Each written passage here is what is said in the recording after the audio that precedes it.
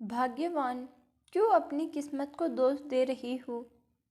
अरे कितने माँ बाप हैं जिनके साथ उनके बच्चों ने ऐसा व्यवहार किया कि वे दर दर की ठोकर खा रहे हैं और तुम हो कि बच्चों के लिए रो रही हो। भगवान ने हमें औलाद नहीं दी तो कुछ सोच समझकर हमारा नसीब लिखा होगा, क्यों उसके लिखे फैसले पर प्रश्न चिन्ह लगा रही हो। कैलाश बाबू अपनी पत्नी उमा से कहते हैं। उमा जी रोते हुए बोली, काली शाही से मेरी ही किस्मत लिखने की क्या ज़रूरत थी।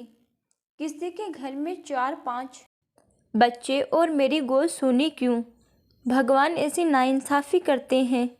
जब रास्ते पर चलते भूखे बच्चे को देखती हूँ तो खुद को पूछती हूँ कि क्या मैं औरत हूँ। सब कुछ होते हुए भी मैं माँ नहीं बन सकी, और जिसके पास बच्चों का पेट भरने के लिए भी पैसा नहीं है, उसे भगवान ने माँ बनने का सुख दिया। कैलाश बाबू बोले, 10 साल हो गए हैं तुम्हें एक ही बात को समझाते समझाते। अब मेरे में हिम्मत नहीं कि तुम्हें और समझा सकूं। अब रोना चाहती हो तो मैं क्या कर सकता हूँ। जब मन हल्का हो जाए तो खाना खा लेना, मैं दुकान से होकर आता हूँ। इतना कहकर वो अपनी दुकान पर चले गए। कैलाश बाबू की चौराहे पर एक कपड़े की बड़ी सी दुकान थी। उसी से उनका घर बार चलता था। उनकी कोई औलाद नहीं थी, जिसके कारण उनकी पत्नी उमा जी हमेशा दुखी रहती थी। दोनों पति पत्नी ने बहुत इलाज करवाया, पर उसका कोई नतीजा नहीं निकला।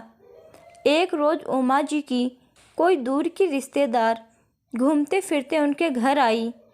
बातों ही बातों में उसने कहा कि मेरी ननद को बस 2 लड़की थी, बेटा नहीं था और संपत्ति अपार है। वहीं उसके बहन को 4-4 बेटे हुए, पर खाने पर आफत थी। उसने अपनी बहन से कहा कि तुम मुझसे ही एक बेटा ले लो, बच्चे का भी भला हो जाएगा और मेरा भी बोझ हल्का हो जाएगा। उमा जी ने बड़ी उत्सुकता से पूछा, तो क्या बहन ने ले लिया। रिश्तेदार बोली, क्यों नहीं लेगी, और अपनी बहन का लड़का है। मैं तो कहती हूँ अगर अनाथ बच्चे को पाल पोस कर अगर हम अपने संस्कार दे दें तो क्या वो बच्चा हमारा नहीं होगा। आप भी किसी रिश्तेदार का बच्चा ले लो, और कोई ना दे तो किसी अनाथ आश्रम से ले लो। अरे कम से कम बुढ़ापे में पानी देने वाला तो मिलेगा। अब आप लोगों की उम्र होती जा रही है, फिर क्या बुढ़ापे में बच्चे गोद लोगी। खूब सारी बातें कर चाय पानी पीकर वो वापस चली गई। उमा जी के दिमाग में वही बातें घूम रही थी। जब रात में कैलाश बाबू दुकान से घर आए, उमा जी बोली, एक बात कहूँ, मानेंगे। कैलाश बाबू बोले, तुम जानती हो मैं तुम्हारी कोई बात नहीं टालता, भले ही दुनिया की बात क्यों ना टाल दूँ। देखो मेरी माँ कहती रह गई दूसरी शादी कर लो, पर मैंने तुम्हारा साथ नहीं छोड़ा, तब भी तुम मुझसे पूछ रही हो। उमा जी बोली, अगर हम अपने किसी रिश्तेदार के बच्चे को गोद ले लें और उसे अपना नाम दें तो कैसा रहेगा। कैलाश बाबू बोले, भला कोई रिश्तेदार हमें अपना बच्चा क्यों देगा। क्या हमारी तकलीफ़ उनसे छिपी हुई है। अरे उन्हें तो इतनी दया नहीं है कि वो हमसे रिश्ता रखें। आए दिन किसी न किसी त्योहार पर तुम्हें इस बात के लिए ताने देते हैं और तुम रिश्तेदारों से उम्मीद रखती हो। उमा जी बोली, एक बार बात करने में क्या हर्ज है। अगर कोई नहीं देगा तो ठीक, वरना आखिर में हम अनाथ आश्रम से बच्चा ले लेंगे और उसे अपना बना लेंगे। कैलाश बाबू बोले, मुझे नहीं लगता ये सही रहेगा। आजकल जब माँ बाप की तकलीफ़ देखता हूँ तो लगता है हम अकेले ही अच्छे हैं। ऐसा ना हो किसी गैर को अपना बनाओ और उसी से धोखा खाओ, तब तो बहुत तकलीफ़ होगी। उमा जी अपनी जिद पर अड़ी रही। कैलाश बाबू उनकी बात माननी पड़ी। आखिरकार उमा जी ने अपने सभी रिश्तेदारों से बात की, पर किसी ने बड़ा हृदय नहीं किया, बल्कि उन्हें 4 बातें सुना दी कि भगवान ने तुम्हें औलाद नहीं दी तो हम अपने औलाद तुम्हें क्यों दें। बेचारी उमा हर पर आकर अनाथ आश्रम के दरवाजे पहुंची और उन्होंने लड़का ना लेकर एक लड़की गोद ली, ताकि कैलाश बाबू की बात भी गलत साबित हो जाए। और लड़की तो माँ बाप के साथ बुरा कर ही नहीं सकती, पर होने को कौन टाल सकता है। बेटा हो या बेटी, जब किस्मत खराब हो तो दोनों ही दगा दे जाते हैं। बच्ची का नाम उन्होंने कविता रखा। कविता का लालन पालन तो अच्छे तरीके से होने लगा, यहाँ तक कि उमा जी के पास कैलाश बाबू के लिए भी वक्त नहीं था। फिर भी वे खुश थे कि पत्नी अब खुश है। धीरे धीरे बच्ची बड़ी होने लगी, परंतु उमा जी के लाड प्यार के कारण वो बहुत जिद्दी होती जा रही थी। धीरे धीरे समय बीतने लगा।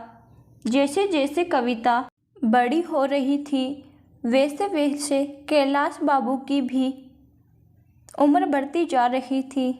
कैलाश बाबू कई बार उमा जी को समझाते, पर वो ममता में इतनी अंधी हो गई थी कि अपना सब कुछ कविता पर लुटा देना चाहती थी। कविता के व्यवहार में धीरे धीरे बदलाव आ रहा था।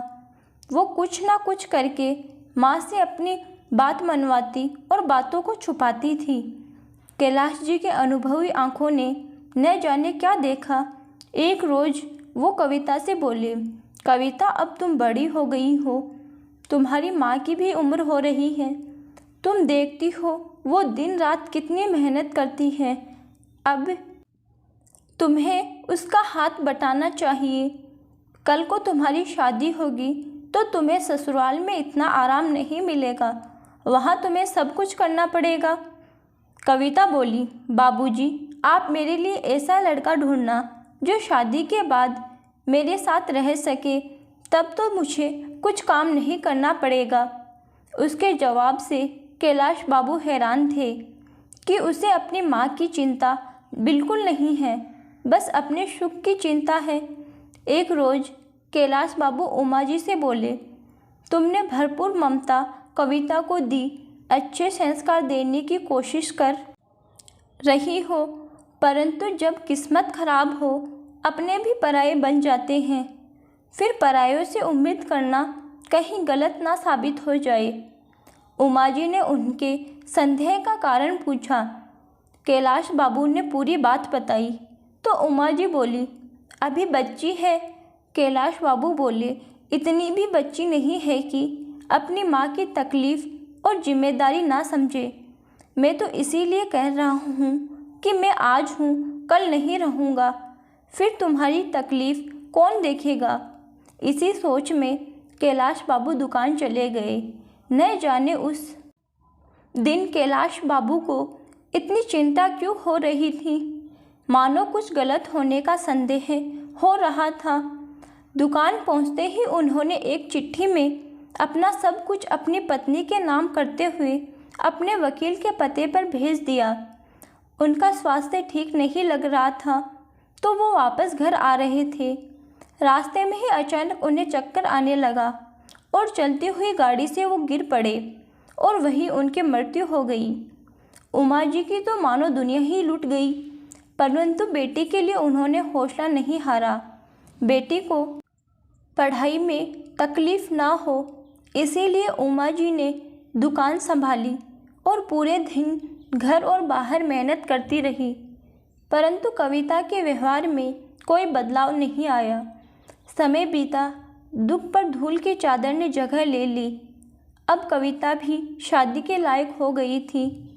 उसने अपनी माँ को दीपक नाम के एक लड़के से मिलवाया और बोली, माँ, मैं इसी लड़के से शादी करना चाहती हूँ।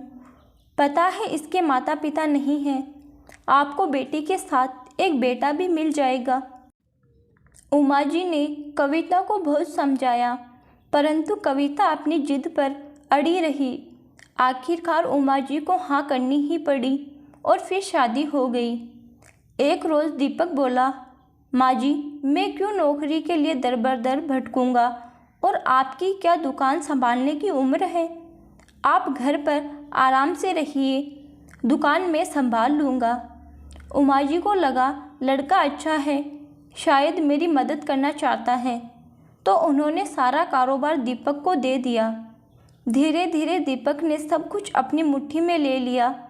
इधर कविता घर पर अपना राज करने लगी। उसके 2 बच्चे हुए। अब तो वो उमा जी की एक बात नहीं सुनती थी, बल्कि उन्हें एक कोने में रहने की सलाह देती थी। दुकान के सारे पैसे दीपक अपने पास रखता। उमा जी को दवाई खर्चे के लिए भी एक पैसा नहीं देता था।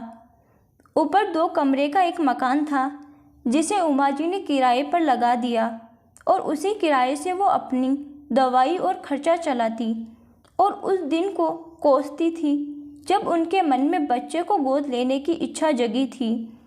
एक रोज़ उमा जी कविता को बोली, कविता बेटा, मेरे बाथरूम में बहुत काई जम गई है, उसे साफ़ कर दो या किसी को बुलवा कर साफ़ करवा दो। मेरी कमर में इतनी ताकत नहीं कि मैं उसे साफ़ कर सकूं। इतने में ही कविता बोली, बुढ़ापे में बच्चे गोद लेने की हिम्मत थी, बाथरूम साफ नहीं कर सकती। क्या सोचा था कि एक लड़की गोद ले लूंगी तो बुढ़ापे में मैं उससे दाई बनाकर जैसा काम करवाऊंगी। उमा जी हैरान थी, क्योंकि उन्होंने कविता के सामने इस बात का खुलासा कभी नहीं किया था कि वो उनकी आपकी बेटी नहीं है। कविता बोली, मुझे बताओ या ना बताओ, तुम्हारे रिश्तेदारों ने सब बता दिया। अब जैसा भी बाथरूम है इस्तेमाल करना है तो करो, वरना गिरकर मरो, मुझे कोई मतलब नहीं। उमा जी बोली, बेटा, मैंने तुम्हें माँ से बढ़कर प्यार दिया और तुम मुझसे ऐसी बात कर रही हो। कविता बोली, तो क्या एहसान किया? अरे कम से कम दुनिया वाले ये तो नहीं बोलेंगे कि तुम्हारी कोई औलाद नहीं। हो सकता है अगर तुम लोग मुझे गोद नहीं लेते तो कोई पैसे वाले मुझे अपने घर ले जाते और मैं आराम की ज़िंदगी जीती। अब जाओ अपने कमरे में, बदबू आती है तुम्हारे कपड़ों से। बेचारी उमा जी लकड़ी का सहारा लेकर अपने कमरे में चली गई। प्रचंड गर्मी पड़ रही थी। उमा जी के कमरे का पंखा भी कई महीनों से ख़राब था। उन्होंने सोचा थोड़ा नहा लेती हूँ तो आराम मिलेगा। जैसे ही वो बाथरूम में कदम रखी, उनका पैर फिसला और वो गिर पड़ी। कविता, ओ कविता, मैं गिर गई हूँ बेटा, जरा मुझे उठा दे। दामाद बाबू, अरे कोई सुन रहा है? कोई तो इस बुढ़िया की मदद करो। हे ईश्वर, मैंने क्यों नहीं अपने पति की बात मानी और अपने लिए गड्ढा खोद लिया। कोई तो मेरी मदद करो। कविता अपने पति और बच्चों के साथ बंद कमरे में एसी चलाकर आराम से पिज़्ज़ा खा रही थी। उमा जी की आवाज़ उनके किराएदार तक पहुंच गई, पर बेटी नहीं सुनी। किराएदार नीचे आए। उमा जी की ऐसी हालत देखकर उन्होंने उसे उठाया, कमरे में बैठाया। कमरे से बहुत बदबू आ रही थी।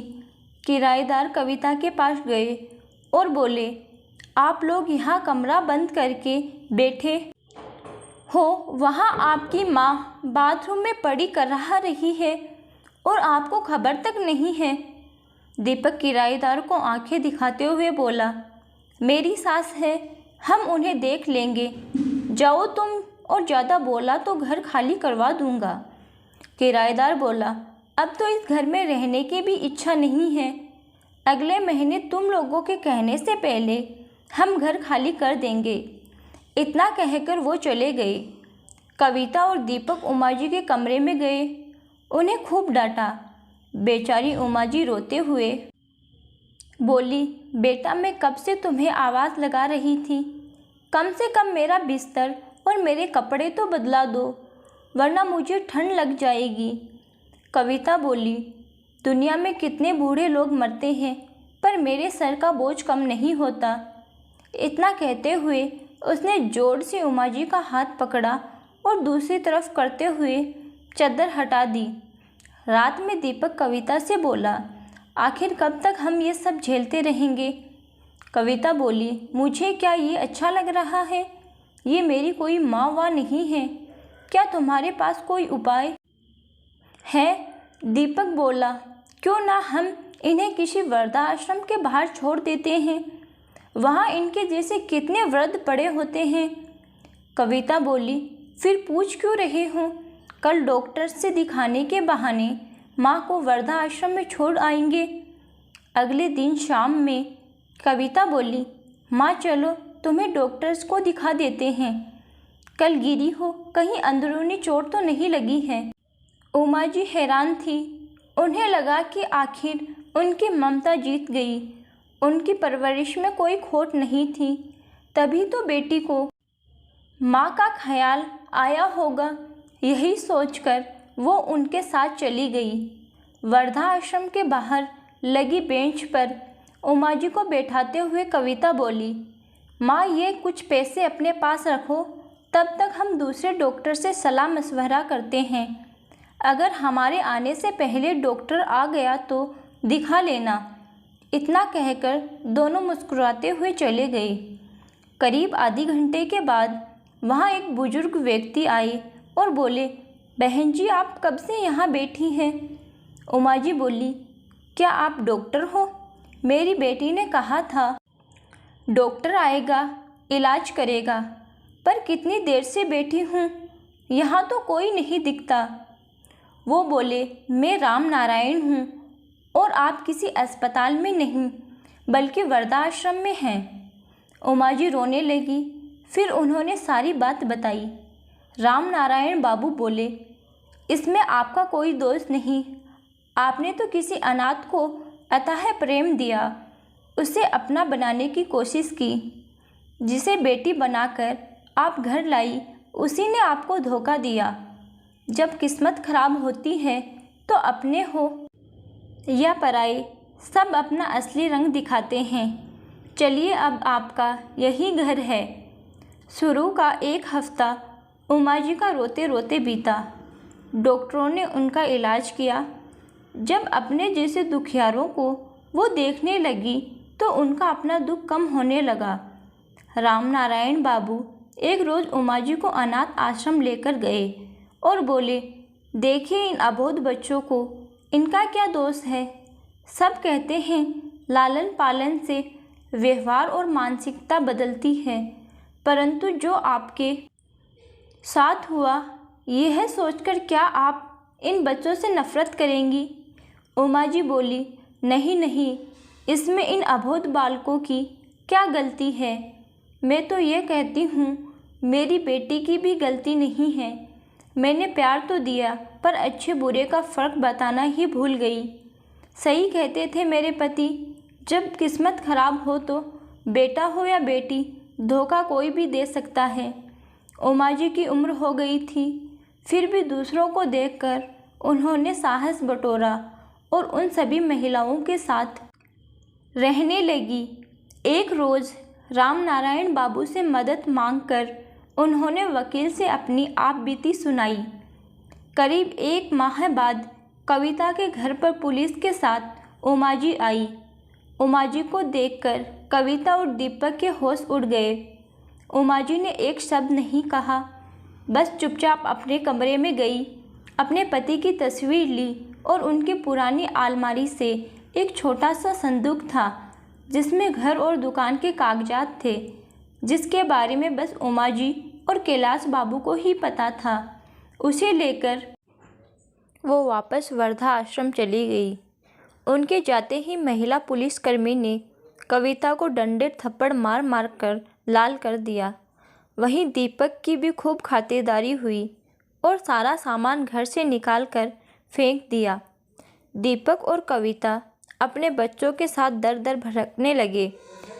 वे उमा जी से माफ़ी मांगने गए, पर उमा जी ने उनसे मिलने से इनकार कर दिया, यह कहकर कि मेरी कोई औलाद नहीं है। अपनी सारी संपत्ति बेच दी और सारे पैसे उस आश्रम को दे दिए ताकि जब तक वहाँ रहे किसी पर बोझ बनकर ना रहे।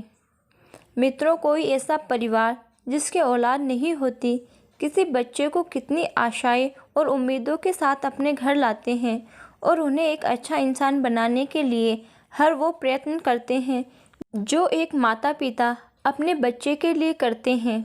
यह कहना गलत होगा कि संसार में बस बेटे ही माँ बाप के साथ बुरा करते हैं।